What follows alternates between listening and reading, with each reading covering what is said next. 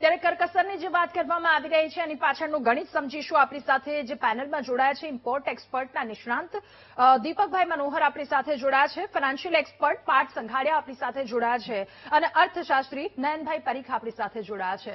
આપ સૌનું ખૂબ સ્વાગત છે મહામંથનમાં. નયન સર, હવે આપની પાસેથી જાણવું છે આપનું એનાલિસિસ શું કહી રહ્યું છે. એક તરફ પ્રધાનમંત્રી નરેન્દ્ર મોદી દેશવાસીઓને અપીલ, કન્ઝમ્પશન કટની તેમના દ્વારા જે વાત કરવામાં આવી છે, બીજી મહત્વની વાત કરંટ એકાઉન્ટ ડેફિસિટની જે વાત કરવામાં આવી છે કે કાબુમાં રાખવાની એક વાત કરી છે, પેનિક ન થવા માટે પણ અપીલ કરી છે, સાથે એક લોંગ ટર્મ વિઝન પણ દેશ માટે. શું કહેશો સર આ વાતને લઈને? આખું ગણિત છે, જો એને સામાન્ય લોકો સુધી સામાન્ય ભાષામાં પહોંચાડવું હોય તો કેવી રીતે? આપણે શું સામાન્ય ભાષામાં કહીએ તો આપણું ઇમ્પોર્ટ વધારે છે, એક્સપોર્ટ ઓછું. એકાઉન્ટ ડેફિસિટ આપણે કહીએ છીએ. આપણે જેટલા ડોલર કમાઈએ છીએ એના કરતા ડોલર વધારે આપણે ખર્ચવાના હોય છે. એટલે એ જે કરંટ એકાઉન્ટ ડેફિસિટ છે એમાં આપણે જે ઇમ્પોર્ટ કરીએ છીએ એમાં 4 મેઇન આઇટમ છે. પહેલું નંબર ક્રૂડ, જે તમે વાત કરી, બીજું નંબર સોનું, ત્રીજું નંબર એડિબલ ઓઇલ જી સર, અને 24% ઇમ્પોર્ટ બિલ. આ 4 ચીજોને કારણે આ ચારેય ચીજોને પ્રધાનમંત્રીએ પોતાની વાતમાં કવર કરેલી છે. એમનું કહેવું છે કે એક, પહેલા તો આપણે લોકડાઉન નહીં પણ એટલીસ્ટ આપણે આપણું બને એટલી હેરફેર ઓછી કરીએ. એટલે આપણું જે ક્રૂડ ઓઇલ છે, કારણ કે એનો ભાવ પર કોઈનો કાબુ નથી. તમે જેમ રાઇટલી કહ્યું એમ ભાવ આ બધા જે તકલીફ છે ઈરાનમાં એના કારણે અને હોર્મુઝની ખાડીમાં જે તકલીફ છે એના કારણે અવેલેબિલિટી અને પ્રાઇસ એ બંને અવેલેબિલિટી ઘટશે, પ્રાઇસ વધશે. એટલે આપણા હાથમાં શું છે? આપણા હાથમાં એ છે કે આપણું કન્ઝમ્પશન ઘટાડીએ. એ આપણા હાથમાં છે. એ આપણે શરૂઆત કરવી. એ એમણે રાઇટલી કહ્યું છે ને આપણે કરવી જ જોઈએ.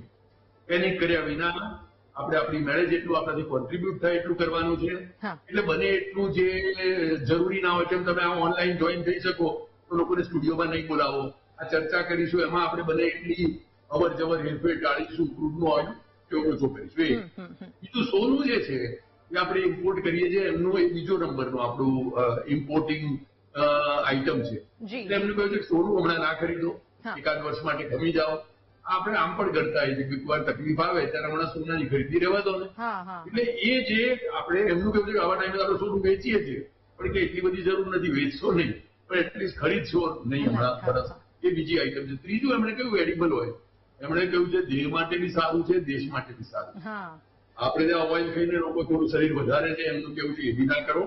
એડિબલ ઓઇલ આપણી ત્રીજા નંબરની મેઇન ઇમ્પોર્ટિંગ એક્સપેન્સ વાળી આઈટમ છે, એ બી ઘટાડો. ચોથું એમણે જે કહ્યું છે એ કેમિકલ ફર્ટિલાઇઝર ઘટાડવાનું છે. હવે એમાં જે આપણે જૈવિક ફર્ટિલાઇઝર, બાયો ફર્ટિલાઇઝર વાપરીશું તો આપણા જમીનની ક્વોલિટી સુધરશે.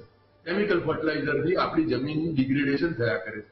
એટલે એ ચારેય મુદ્દા એમણે એવા કર્યા છે. એક તો એમાં સૌથી આપણો ડોલરની ડિમાન્ડ છે, આપણી સૌથી વધારે હાઈએસ્ટ ઇમ્પોર્ટની આઈટમ છે. બીજું એ ચારે ચારમાં કોઈ ફાયદો છે. એટલે ખાલી સારું છે એટલું જ નહીં પણ એ આપણા માટે સ્વાસ્થ્યપૂર્ણ છે. એ આપણા માટે, આપણી જમીન માટે સારું છે. આપણા જમીનને સારી બનાવશે, ફળદ્રુપ બનાવશે.